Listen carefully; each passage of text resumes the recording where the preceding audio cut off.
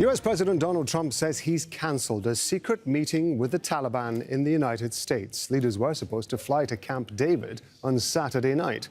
US Secretary of State Mike Pompeo says talks with the Taliban are now dead for the time being, and the special envoy is being recalled. Meetings between him and the Taliban had been going on in Qatar for nearly a year. And it was the case that when the Taliban tried to gain negotiating advantage by conducting terror attacks inside of the country, President Trump made the right decision to say that's not going to work. We're going to walk away from a deal if others try to use violence to achieve better ends in a negotiation. It's not right, it's not appropriate, it killed an American, and it made no sense for the Taliban to be rewarded for that kind of bad behavior.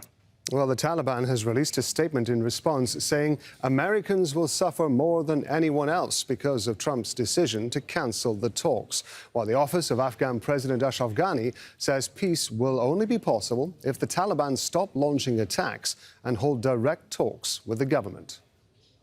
We expected an outcome that could lead us to a ceasefire, that could lead us to a direct negotiation with the Afghan government and the Taliban. So unfortunately, that's we didn't see. On contrary, we saw and we observed that there could be risks to any process that the Afghan government is not the main stakeholder in that. And any process that cannot guarantee a ceasefire, a halt to the violence, could be harmful for all of the achievements that we've gained.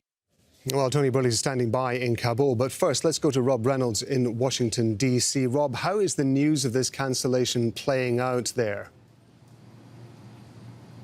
Well, certainly there was a lot of shock, Rob, when President Trump tweeted on Saturday that there had been this meeting planned for Camp David. Camp David, of course, is a very historically significant place.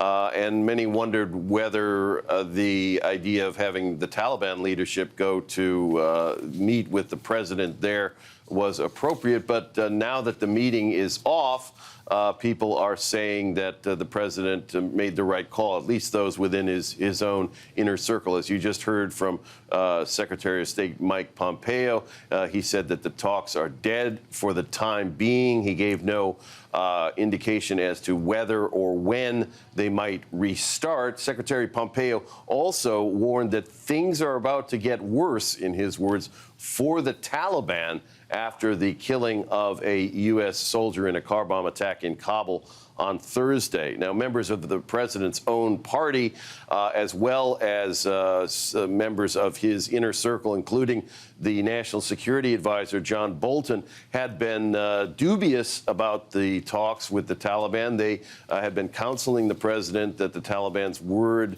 could not be taken at face value and that the organization could not be trusted to keep its promises. But the president has made promises of his own, namely that he would withdraw the remaining 14,000 U.S. troops from Afghanistan. Not to do so or to not be able to fulfill that pledge could have political repercussions for Trump. And Trump has used this tactic before, Rob, both as a businessman and as president, of walking away from a deal in the final stages if he felt that he could get a better position or a strengthened negotiating position by doing so. You will recall that in the run-up to his first meeting with Kim Jong-un, the North Korean leader, he abruptly canceled the talks, and then the talks were back on after a fairly short time. So it would not be surprising, I think, for many in Washington to find out that after a certain period of time, the talks were to resume. But that is completely up to President Trump. Rob, for now, thanks very much indeed. I want to go to Tony Birtley, who's with us from Kabul. Obviously, the Afghan government has essentially been sidelined from many of the talks that Rob's been talking about there. What's the reaction been there? Well, in public, they're very supportive of the American peace process. In private, they have been very critical. But today, they're welcoming this move by the US president. They've always said that they should be party to these talks. The Taliban refuse to talk directly to the Afghan government. They consider them puppets of the Americans and illegitimate and corrupt. Ironically, the way this has all played out, that the Taliban said that they were close to an agreement whereby they were going to start talking with the Afghan government on September the 23rd. They perhaps have been the most surprised by this tweet from Donald Trump, because they were expecting this draft agreement to be a done deal. They said they were talking on Saturday with Mr. Khalilzad, the chief US negotiator, and according to a statement they've released today, that they said that both sides were in total agreement. The agreement was finalised.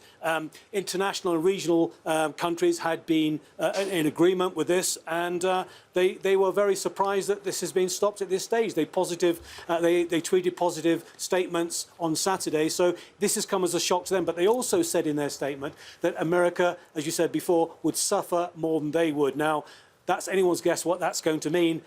There's two choices facing the Taliban now. Do they go away, escalate the conflict, or do they come back to the negotiating table at some point in a different frame of mind? We're trying to wait and see which frame of mind that will be. Tony, thanks very much indeed. Let's talk to David Sedney. He's a senior associate at the Center for Strategic and International Studies. He's also a former US Deputy Assistant Secretary of Defense for Afghanistan, Pakistan and Central Asia. He's joining us on Skype from Kabul. Thank you very much indeed, sir, for giving us your time. One watching from the outside will get the sense that we were reaching a significant moment in these talks if this secret meeting was supposed to be held at Camp David. Do you think, given your diplomatic background, sir, that the president's reaction and response has been proportionate? I would say that certainly from my perspective here in Kabul, talking to Afghans, I think the majority of people that I speak to welcome this decision. The fact that this agreement was reached earlier in the week and then followed by a wave of attacks on Afghan cities in the north and the west of the country, and then by a brutal bombing here in Kabul, sent the message to Afghans that the Taliban were not interested in peace. Their focus was on military victory, and that the U.S. agreement was a withdrawal agreement, not a peace agreement.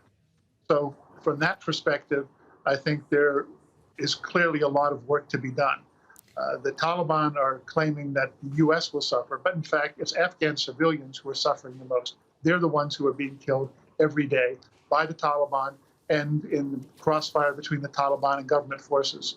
But by and large, I think most Afghans think this is the right thing.